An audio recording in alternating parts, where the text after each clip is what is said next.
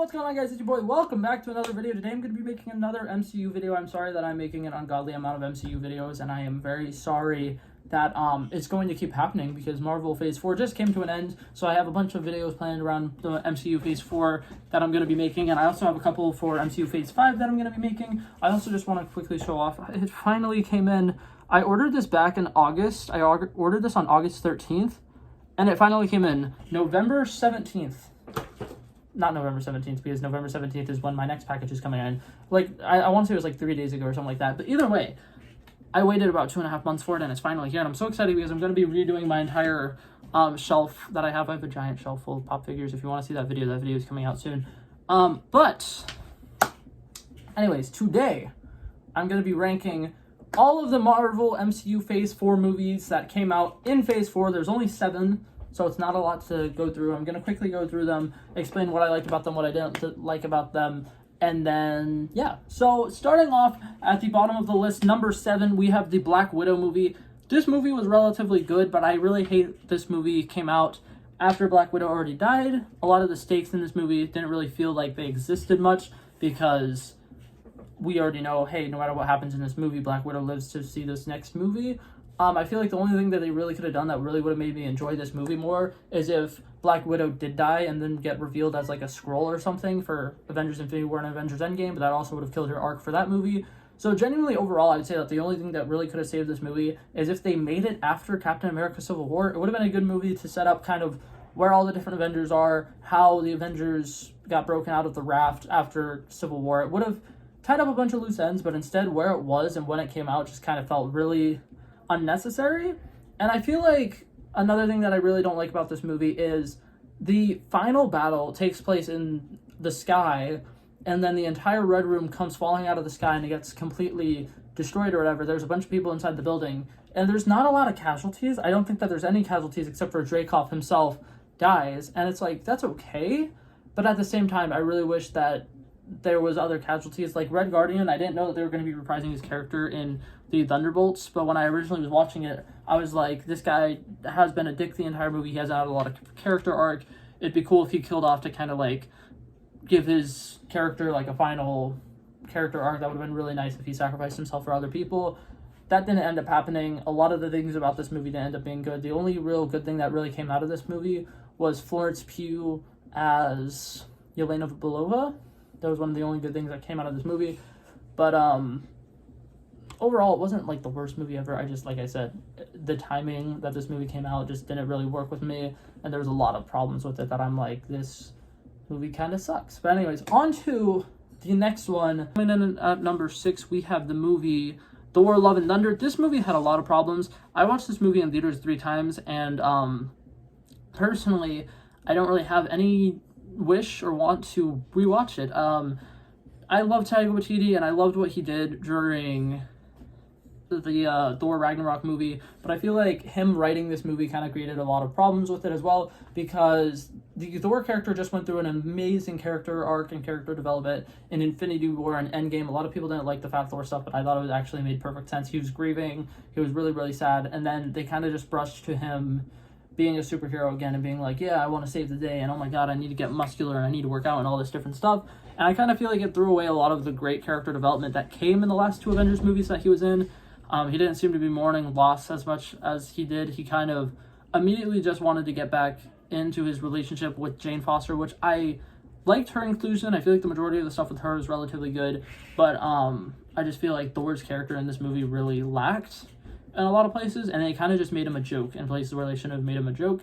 And then Gore the God Butcher probably could have been one of the best villains in the MCU, but they gave him about 10 minutes worth of screen time, and it was really not cutting it out for me. I really wish that all of the things of him killing gods were actually filmed, and I really wish that they focused a little bit more on Thor trying to track him down instead of him immediately coming to New Asgard, because I feel like it would have been more interesting to see Thor kind of going from planet to planet, checking out some of the things that he did. Because even if you didn't want to show him butchering gods, you could have showed more of the aftermaths of him killing gods instead of just showing like one dead god and then showing him kill the god in the very beginning of the movie. I feel like there was just a lot of things that were cut out of that movie that should not have been cut out of that movie.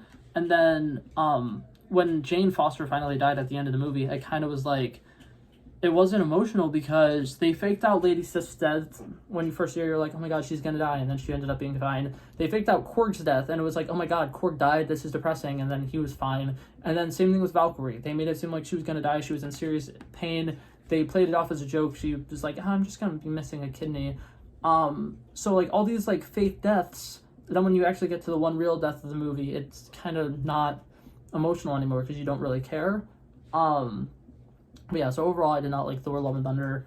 Coming in at number 5, we have the Eternals movie. I personally actually really like this movie. I think that it did not feel like Marvel for the majority of the movie, and I actually genuinely really enjoyed that. I liked the cinematography of this movie. I thought it was really good. I liked some of the scenes from the past that they showed were actually really good. I love when Druig took over a bunch of people and he kind of lost it. And he's just like, you know, we could save them. We don't have to just sit by and watch them kill each other. We can do something about it. And Druig's character in that movie was really good. Him and Makari were a cute couple. I really like a lot of the stuff with Cersei's and Sprite and Kingo. I really enjoyed, for the most part, all of the Eternals. I thought that the characters were actually relatively good. I feel like the only way that this movie really lacked was they didn't have enough time to really introduce all the characters that they wanted to do. And when they killed off the Ajax character, and it was kind of supposed to be like an emotional thing, it kind of didn't have any emotional weight for us at all as the viewers of that, and it kind of lacked in that entire like emotional status. And then a couple things that I don't like about it is that it hasn't really been tied into in any of the other MCU projects. Like She-Hulk, there was like a news clip about it or whatever, and that was pretty much it. And for the most part, I couldn't really get into this movie that much. A few things that I did like though, the Thastos scene after Hiroshima where he's like crying and he's like, the people don't deserve our help, is actually really cute, and in my opinion that is one of the best scenes of all of Marvel Phase 4, so I will give them that thumbs up. On to number 4, we have Doctor Strange and the Multiverse of Madness. Kevin Feige announced that the next couple of phases is going to be the Multiverse Saga. So with this one, first of all, it was announced to be the first horror movie in the MCU. It was not a horror movie at all. There were a couple horror type things with Sam Raimi directing it that were kind of nice, but it wasn't horror at all. I will say a couple good things. I really like that they did not hold back with how powerful the Scarlet Witch is. That's something Marvel does a lot, is they have really powerful characters and they will tone them down a lot, but they made her the villain and they're like, you know what? Let's have her kill a bunch of really powerful superheroes. So they did that. The only thing that I really had a major problem with in this movie is, one, when they were advertising it, they gave away all of the big reveals that were supposed to happen in the movie, which was kind of depressing. And then another thing is, oh, sorry, that just glitched out. I had an alarm go off. I need to get ready for work soon. But anyways, some of the things that I did not like about this movie is it's titled Multiverse Madness. They don't explore multiverse enough, and I really was hoping that they would dive in a little bit. And then the advertising of this pissed me off because they revealed before the movie even came out that Captain Carter was going to be in it, Professor X was going to be in it. So we were expecting all these big reveals and really cool things. And we were expecting this to introduce a lot more characters like the mutants and stuff like that. And then when it didn't, it was kind of like, okay, wow, that's kind of cool. The only thing that this movie really gave us was John Krasinski as Mr. Fantastic, and it only gave us that for a couple minutes, and it was kind of like, okay, that kind of sucks. Anyways, on to the top 3. Coming in at number 3, we have Shang-Chi and the Legend of the Ten Rings. Personally, I think that the villain of this movie was really good. The conflict between him and his father throughout the entire movie was really good. You can tell that he's kind of like feeling sympathetic for it because it is, after all, his dad. The conflict between him and his sister was really good. I really liked the fact that they built his origin story without it being like a completely linear thing. It would be like showing flashbacks to this, showing flashbacks to that, and then the thing where he went through with the mission that his dad gave him when he was 15, and he kind of felt like really bad about it, and he kind of felt like a monster, and then he realized that he is strong, he is better, and he has grown since then. And I really like the fact that all of the fight scenes in this movie were all like relatively genuine. There's actually like good karate scenes. The scene where they're on the bus is really good. I love everything about that action scene, and a lot of the action sequences in this movie were top tier in my opinion. Now to the top 2. Number 2, drumroll please, we have Black Panther: Wakanda Forever. I made an entire movie review about this if you want to see my full like opinions and everything about this. But overall, I think that this movie was really good. I think it was a great way to tie off the Marvel Phase 4, because a lot of people were saying Marvel Phase 4 is all about the Vision quote, what is grief without love persevering? And it is fully that. It does a great job showing how people are mourning the loss of Chadwick Boseman, along with just as a whole, the entire Earth is kind of in shambles right now, and it did a great job kind of symbolizing how we're all mourning the big loss of things. We all are like broken. It did a great job setting up tensions for future problems that are going to be happening in the MCU. And I think that overall Namor is one of the best villains in the entire MCU. I think that he was really, really good. His conflict with Shuri was really good. I think Letitia Wright absolutely killed it in this role, and she did a great job stepping into the mantle of the Black Panther, and having her create the heart-shaped herb was really, really cool. Riri Williams in this movie was fantastic. Okoye in this movie was fantastic. I overall think that all of the characters in this movie were really, really good, and some of the main actors in this movie kind of deserve Oscars for their performances. But yeah, that's all I have to say about Black Panther Wakanda Forever. And now for number 1, Spider-Man No Way Home. I feel like this movie really touched places where all the other ones kind of missed out. They didn't give off the fan service that they had. And something that I absolutely loved about this, Sony was in charge of the advertising and stuff for this movie. There was not a single reveal before the movie that Tobey Maguire or Andrew Garfield was going to be in it, and they did a good job keeping that under wraps, and they kept secrets that were really, really cool. It was really, really exciting to see. It was really nice. And overall, I think that this movie was really, really good. They had characters from other universes show up without it feeling really forced. Spider-Man lost everything, and at the end, he has his actual suit that he sewed himself, which is really, really cool.